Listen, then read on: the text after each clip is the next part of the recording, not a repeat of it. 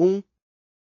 De acordo com o artigo 225 da Constituição Federal de 1988, é dever do poder público e da coletividade a. Preservar e restaurar o equilíbrio econômico. B. Preservar e restaurar o equilíbrio ecológico. C. Garantir o uso irrestrito dos recursos naturais. D. Promover o desenvolvimento econômico em detrimento do meio ambiente. E. Garantir exclusivamente o interesse privado nas questões ambientais.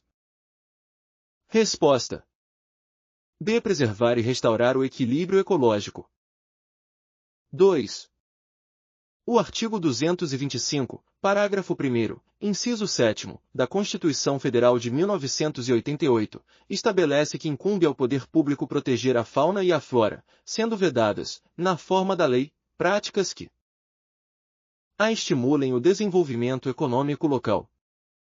B. Proporcionem subsistência às comunidades indígenas. C. Coloquem em risco sua função ecológica, provoquem extinção de espécies ou submetam os animais à crueldade. D. Incentivem a exportação de produtos naturais do Brasil. E. Proíbam o uso de biotecnologia para proteção ambiental. Resposta: C. Coloquem em risco sua função ecológica, provoquem extinção de espécies ou submetam os animais à crueldade. 3. Em relação aos recursos naturais e ao meio ambiente, o artigo 225 da Constituição Federal de 1988 estabelece que a. O meio ambiente ecologicamente equilibrado é um direito apenas das gerações presentes. B. O meio ambiente é um bem privado que pode ser explorado sem limites legais. C. O direito ao meio ambiente ecologicamente equilibrado é essencial à sadia qualidade de vida, sendo dever do poder público e da coletividade defendê-lo. D. As empresas têm prioridade sobre os recursos ambientais em caso de conflito com a preservação ambiental. E. A proteção ambiental só se aplica às áreas urbanas. Resposta: C.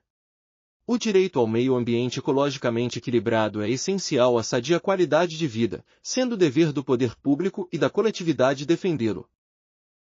4. Conforme o artigo 225, parágrafo 3º, da Constituição Federal de 1988, as condutas e atividades consideradas lesivas ao meio ambiente a. Estão sujeitas a sanções penais e administrativas, independentemente da obrigação de reparar os danos causados. B. Não podem ser punidas se realizadas em propriedade privada. C. Estão sujeitas apenas a sanções administrativas. D. São punidas exclusivamente no âmbito civil. E. São reguladas exclusivamente por decretos estaduais. Resposta: A. Estão sujeitas a sanções penais e administrativas, independentemente da obrigação de reparar os danos causados. 5. O parágrafo 4º do artigo 225 da Constituição Federal de 1988 considera que as florestas, a vegetação nativa e demais formas de vegetação são a. Recursos exploráveis sem restrições ambientais. B. Patrimônio público apenas quando localizadas em áreas urbanas. C. Exclusivamente propriedade particular, conforme a legislação fundiária. D. Patrimônio nacional, sendo permitida sua utilização de forma sustentável nos termos da lei. E. Áreas que podem ser ocupadas livremente para urbanização. Resposta: D. Patrimônio nacional, sendo permitida sua utilização de forma sustentável nos termos da lei. 6. O relatório Brundtland 1987 define desenvolvimento sustentável como a. O desenvolvimento que visa exclusivamente ao crescimento econômico de curto prazo. B. O uso ilimitado dos recursos naturais para atender às demandas da geração atual. C. A exploração de recursos naturais com foco apenas no bem-estar das sociedades industrializadas. D. A preservação ambiental em detrimento de qualquer forma de desenvolvimento econômico. É o desenvolvimento que atende às necessidades do presente sem comprometer a capacidade das futuras gerações de atenderem às suas próprias necessidades. Resposta: é o desenvolvimento que atende às necessidades do presente sem comprometer a capacidade das futuras gerações de atenderem às suas próprias necessidades. 7. O relatório Brundtland destaca que o desenvolvimento sustentável requer equilíbrio entre a. Crescimento econômico, redução do consumo e controle estatal absoluto. B. Desenvolvimento econômico, justiça social e proteção ambiental. C. A preservação ambiental e o progresso tecnológico, exclusivamente. D. O consumo ilimitado de recursos e a redução das desigualdades sociais. E. Os interesses dos países desenvolvidos e as necessidades dos países em desenvolvimento. Resposta: B. Desenvolvimento econômico, justiça social e proteção ambiental. 8. O conceito de desenvolvimento sustentável, conforme o relatório Brundtland, busca a. Promover a preservação ambiental a qualquer custo, mesmo que isso implique paralisação do desenvolvimento econômico. B. Garantir que o crescimento econômico atenda exclusivamente às demandas da geração presente. C. Estimular a redução do consumo de recursos naturais nos países em desenvolvimento, priorizando os países industrializados. D. Harmonizar o crescimento econômico, a equidade social e o uso racional dos recursos naturais. E. Incentivar práticas econômicas que priorizem apenas a eficiência produtiva. Resposta: D. Harmonizar o crescimento econômico, a equidade social e o uso racional dos recursos naturais. 9. Um dos princípios fundamentais do desenvolvimento sustentável, segundo o relatório Brundtland, é a. A exploração dos recursos naturais para garantir o maior crescimento econômico possível. B. O combate exclusivo às mudanças climáticas, sem considerar outros fatores sociais. C. A prioridade ao desenvolvimento das economias mais avançadas. D. O incentivo à industrialização sem considerar os impactos ambientais. E. A responsabilidade compartilhada entre países desenvolvidos e em desenvolvimento para proteger o meio ambiente. Resposta: E. A responsabilidade compartilhada entre países desenvolvidos e em desenvolvimento para proteger o meio ambiente. 10. Segundo o relatório Brundtland, um dos elementos abaixo é essencial para alcançar o desenvolvimento sustentável. A. Foco exclusivo no crescimento econômico de países desenvolvidos. B. Estímulo à urbanização acelerada, independentemente dos impactos sociais. C. Substituição das metas ambientais por metas econômicas de curto prazo.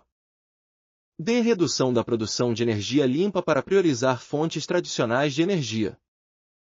E. Integração das dimensões econômica, social e ambiental em políticas públicas e ações globais. Resposta: E. Integração das dimensões econômica, social e ambiental em políticas públicas e ações globais. 11. A Agenda Ambiental na Administração Pública A3P tem como objetivo principal a. Garantir o cumprimento das metas de crescimento econômico do governo federal. B. Implementar práticas de gestão socioambiental sustentável nos órgãos e entidades públicas. C. Promover exclusivamente ações de preservação de áreas de proteção ambiental. D. Estimular a terceirização de serviços ambientais nas administrações públicas. E. Focar exclusivamente na redução de custos operacionais nas instituições públicas. Resposta: B. Implementar práticas de gestão socioambiental sustentável nos órgãos e entidades públicas. 12. Um dos eixos principais da 3P é a. O incentivo à emissão de gases poluentes para desenvolvimento industrial. B. A gestão adequada dos resíduos gerados nos órgãos públicos. C. A priorização do uso de combustíveis fósseis em veículos oficiais. D. A exclusão da coleta seletiva como prática sustentável. É o desestímulo à utilização de energias renováveis em prédios públicos. Resposta. B. A gestão adequada dos resíduos gerados nos órgãos públicos. 13. O programa 3P incentiva ações voltadas para a. O consumo consciente de recursos naturais, como água e energia, nas instituições públicas. B. A compra de produtos descartáveis sem restrições ambientais. C. O uso indiscriminado de papel em atividades administrativas. D. A redução do número de campanhas de educação ambiental entre servidores públicos. É o aumento do desperdício de materiais no ambiente de trabalho. Resposta. A. O consumo consciente de recursos naturais, como água e energia, nas instituições públicas. 14. O eixo da educação ambiental na A3P está relacionado a campanhas voltadas para a privatização de recursos ambientais. B. Ações que promovem a conscientização e a capacitação dos servidores públicos em práticas sustentáveis. C. A implementação de programas de exclusão de processos digitais na administração pública. D. A priorização de atividades que utilizem recursos não renováveis. É a negligência em relação às práticas sustentáveis nos processos internos. Resposta. B. Ações que promovem a conscientização e a capacitação dos servidores públicos em práticas sustentáveis. 15. Um dos compromissos assumidos pelos órgãos que aderem à A3P é a promoção de incentivos para a utilização de veículos movidos a combustíveis fósseis. B. A eliminação de iniciativas de coleta seletiva dentro das instituições. C. A adoção de critérios de sustentabilidade na contratação de bens e serviços. D. O aumento do consumo de recursos naturais sem controle. É a redução do investimento em tecnologias limpas e sustentáveis. Resposta. C. A adoção de critérios de sustentabilidade na contratação de bens e serviços. 16. A Política Nacional sobre Mudanças do Clima PNMC, instituída pela Lei nº 12.187 de 2009, tem como objetivo principal a incentivar ações que promovam a mitigação das mudanças climáticas e a adaptação a seus efeitos adversos. B. Criar mecanismos para aumentar a emissão de gases de efeito estufa. C. Proporcionar exclusividade aos interesses econômicos na implementação de políticas climáticas. D. Garantir que as mudanças climáticas sejam tratadas apenas no âmbito estadual. E. Promover o desmatamento em áreas de floresta tropical para desenvolvimento econômico. Resposta. A. Incentivar ações que promovam a mitigação das mudanças climáticas e a adaptação a seus efeitos adversos. 17. De acordo com a Lei nº 12.187 de 2009, a PNMC segue o princípio da a prevalência dos interesses industriais sobre a preservação ambiental. B. Redução de esforços para adaptação aos impactos das mudanças climáticas. C. Prioridade exclusiva ao desenvolvimento econômico em detrimento das questões ambientais. D. Precaução, que orienta a adoção de medidas para evitar impactos ambientais irreversíveis mesmo na ausência de certeza científica plena. E. Exclusão de ações de responsabilidade compartilhada entre entes públicos e privados. Resposta. D. Precaução, que orienta a adoção de medidas para evitar impactos ambientais irreversíveis mesmo na ausência de certeza científica plena. 18. A meta de redução de emissões estabelecida pela PNMC foi formalizada no contexto do compromisso internacional assumido pelo Brasil. A. Acordo de Paris. B. Convenção de Basileia. C. Declaração de Estocolmo. D. Protocolo de Quioto. É Conferência das Nações Unidas sobre Desenvolvimento Sustentável Rio+20. Resposta. D. Protocolo de Quioto. 19. A Lei nº 12.187 de 2009 estabelece instrumentos para a implementação da PNMC. Entre eles, está a eliminação do controle sobre desmatamento em biomas brasileiros. b. A proibição da utilização de fontes renováveis de energia. c. O incentivo à utilização de combustíveis fósseis em setores estratégicos. d. A criação do Fundo Nacional sobre Mudança do Clima Fundo Clima, destinado ao financiamento de ações para mitigação e adaptação às mudanças climáticas. É a exclusão de ações conjuntas entre governo e sociedade civil para a mitigação das mudanças climáticas. Resposta. D. A criação do Fundo Nacional sobre Mudança do Clima Fundo Clima, destinado ao financiamento de ações para mitigação e adaptação às mudanças climáticas. 20. Em relação à implementação da PNMC, a Lei nº 12.187/2009 incentiva a adoção de medidas como a. O desenvolvimento de programas e ações que promovam o uso de energias renováveis e tecnologias limpas. b. O aumento de emissões de gases de efeito estufa por setores econômicos estratégicos. c. O desmatamento em larga escala como medida de adaptação climática. d. A eliminação de ações para controle e monitoramento das mudanças climáticas. E. A restrição à participação da sociedade civil em programas ambientais. Resposta. A. O desenvolvimento de programas e ações que promovam o uso de energias renováveis e tecnologias limpas. 21. A Política Nacional de Resíduos Sólidos Lei nº 12.305 de 2010 tem como um de seus objetivos principais a incentivar o descarte inadequado de resíduos sólidos para acelerar o desenvolvimento urbano. b. Promover a inclusão social de catadores de materiais recicláveis e reutilizáveis. c. Reduzir a responsabilidade compartilhada entre consumidores, fabricantes e governo. d. Priorizar o uso de aterros sanitários como única forma de destinação final dos resíduos. e. Desestimular a reciclagem como estratégia de gestão de resíduos.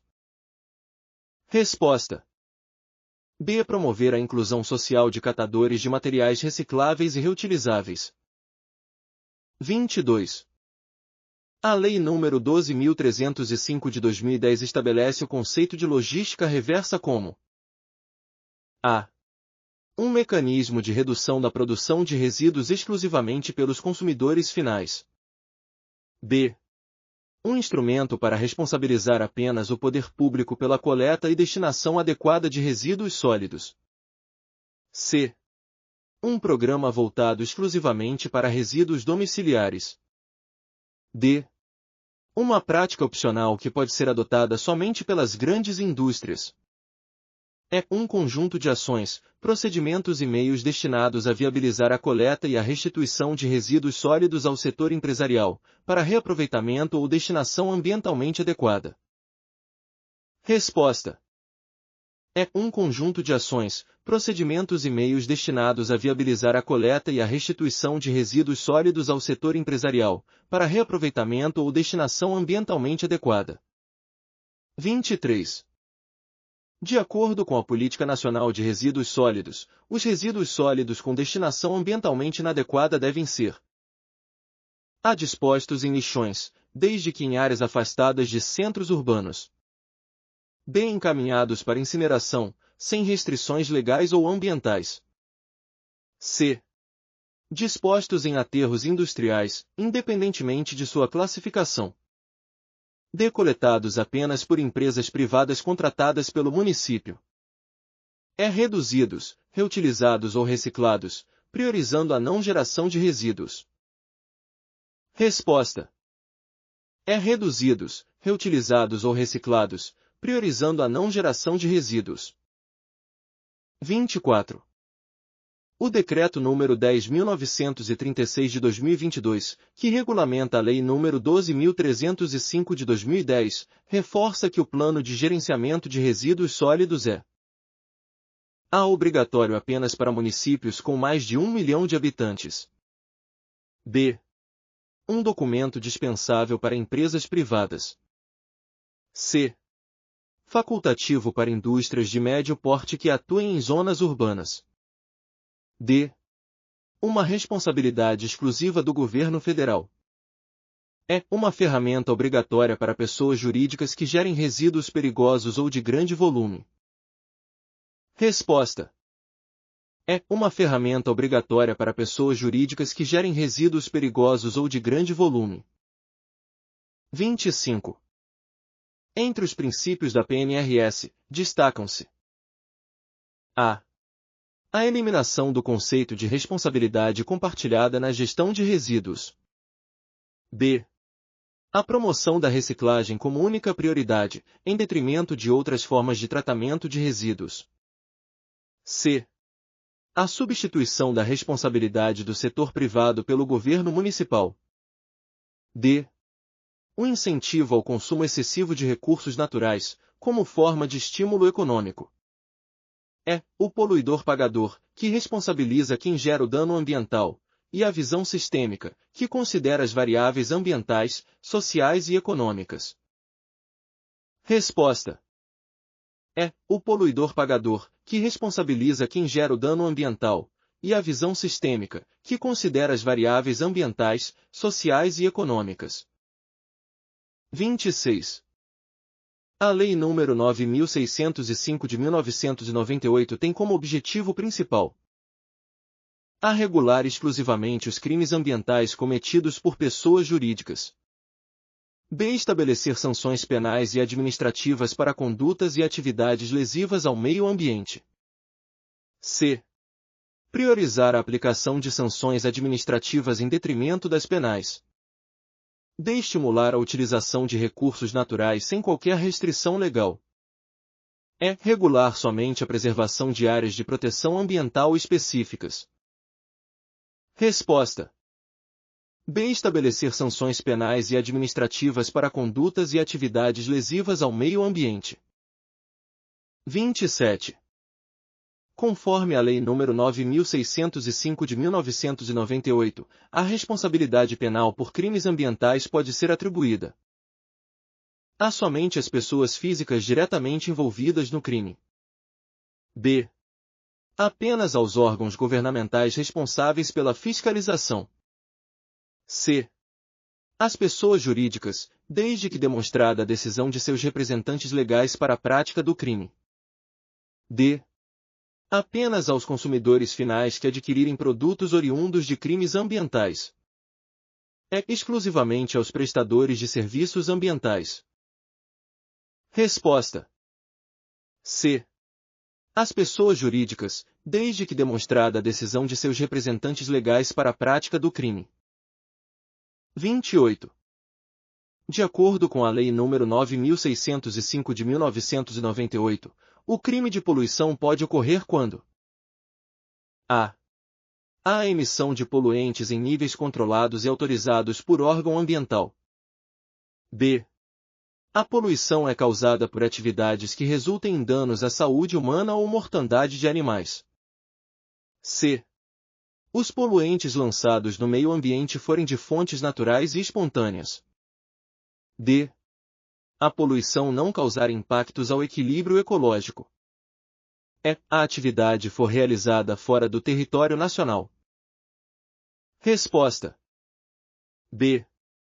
A poluição é causada por atividades que resultem em danos à saúde humana ou mortandade de animais. 29. A Lei de Crimes Ambientais prevê que, no caso de condenação, pode ser aplicada à pessoa jurídica uma pena de a prestação de serviços à comunidade, suspensão parcial ou total de suas atividades. b. Exclusivamente multa pecuniária, sem qualquer sanção adicional. c. Interdição permanente de suas atividades, sem direito à reavaliação. d. Exclusão da obrigatoriedade de reparação dos danos ambientais causados. e. Proibição de participar de licitações públicas, independentemente do crime.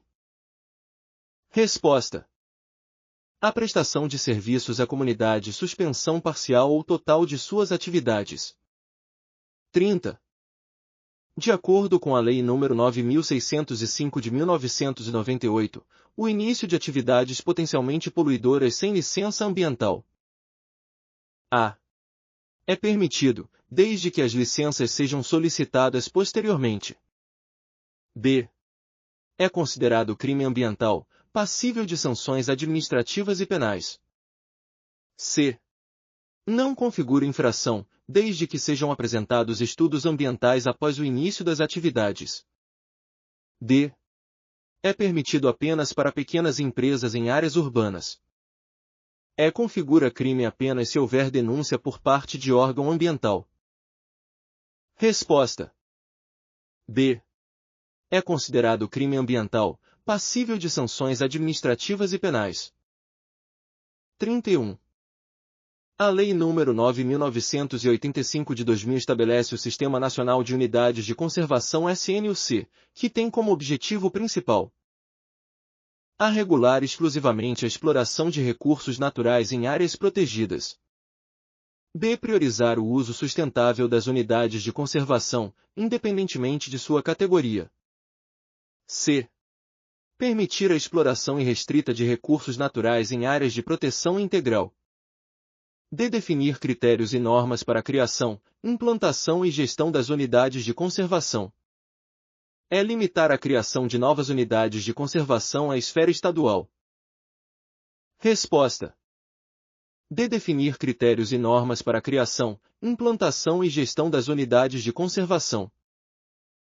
32. No âmbito do SNUC, as unidades de conservação são divididas em A. Áreas de preservação temporária e áreas de uso controlado. B. Unidades de preservação exclusiva e unidades de exploração econômica. C. Categorias regionais e nacionais. D. Áreas de conservação pública e privada. E. Grupos de proteção integral e uso sustentável. Resposta. E. Grupos de proteção integral e uso sustentável.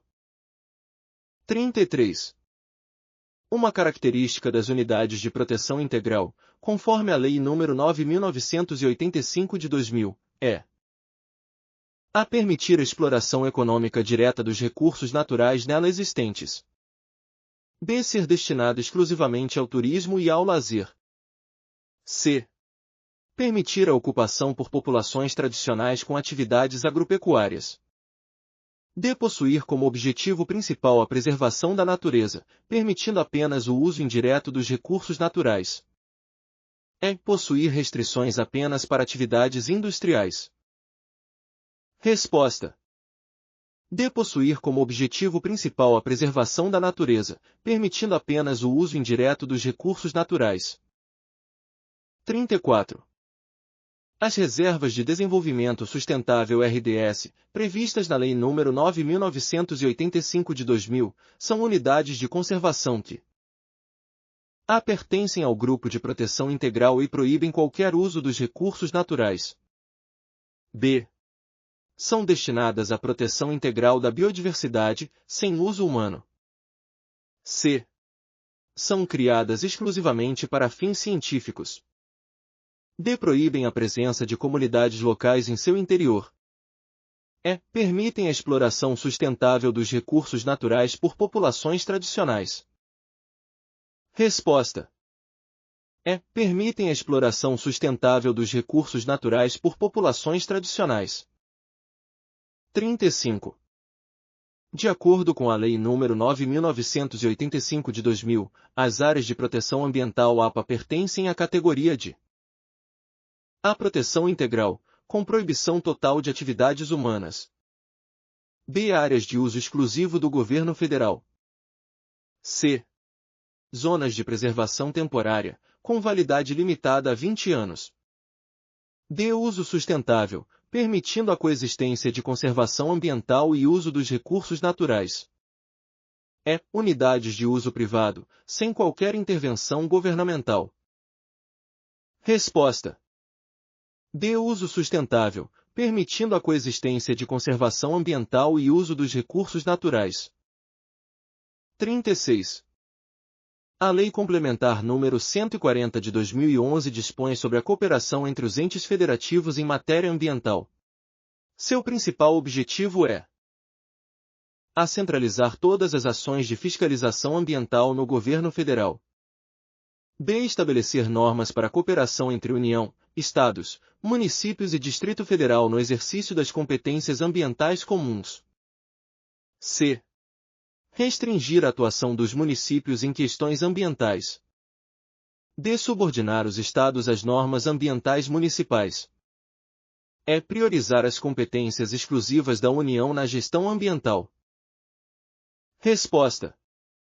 B. Estabelecer normas para a cooperação entre União, Estados, municípios e Distrito Federal no exercício das competências ambientais comuns. 37. Segundo a Lei Complementar número 140 de 2011, compete aos municípios exercer o licenciamento ambiental de atividades ou empreendimentos A. Localizados em mais de um estado. B. Situados em áreas de proteção ambiental de âmbito federal. C. Que envolvam o uso de recursos hídricos de domínio da União. D. Classificados como estratégicos pelo governo federal. E. Com impacto ambiental de âmbito exclusivamente local. Resposta. E. Com impacto ambiental de âmbito exclusivamente local. 38. De acordo com a Lei Complementar número 140 de 2011, a União tem competência para licenciar atividades ou empreendimentos a. Que envolvam apenas impactos ambientais locais. B. Que utilizem exclusivamente recursos naturais de domínio estadual. C. Localizados em terras indígenas ou em mar territorial, plataforma continental e zona econômica exclusiva. D. Situados em qualquer município com potencial poluidor moderado. E. Relacionados à agricultura familiar, independentemente de localização. Resposta. C. Localizados em terras indígenas ou em mar territorial, plataforma continental e zona econômica exclusiva. 39. A fiscalização ambiental, conforme a Lei Complementar número 140 de 2011, é exercida por a. Cada ente federativo, de forma coordenada, no limite de suas competências. B. Todos os entes federativos, de maneira concorrente e desordenada. C. Apenas um ente federativo, que assume a responsabilidade de todos os outros. D. Exclusivamente pela União, quando houver conflito de competência. E. Órgãos internacionais em áreas de proteção ambiental transnacional. Resposta. A. Cada ente federativo, de forma coordenada, no limite de suas competências. 40. A Lei Complementar número 140 de 2011 incentiva a cooperação técnica entre os entes federativos por meio de a substituição do Sistema Nacional de Meio Ambiente SISNAMA por órgãos estaduais. B. Descentralização total das ações da União para os estados. C. Exclusão dos municípios de ações de preservação ambiental. D. Estímulo à celebração de consórcios públicos e convênios de cooperação técnica. E. Centralização de todas as decisões ambientais no Ministério do Meio Ambiente. Resposta. D. Estímulo à celebração de consórcios públicos e convênios de cooperação técnica.